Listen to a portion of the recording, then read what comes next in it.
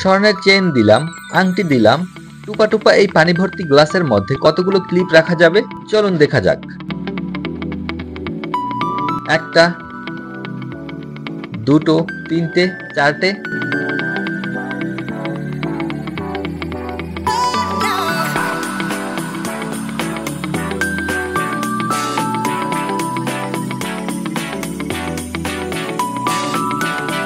Clip শেষ হয়ে যাওয়ায় সেফটি পিন ব্যবহার করছি। ভিডিওটি শেষ পর্যন্ত দেখবেন, কারণ একদম শেষে এই এক্সপেরিমেন্টটির ব্যাখ্যা দিব। এবার স্বর্ণের চেইন দিয়ে দেখি। স্বর্ণের আংটি দিয়ে দিলাম, একটা, দুটো, তিনটে। কানের দুলও দিয়ে দিলাম।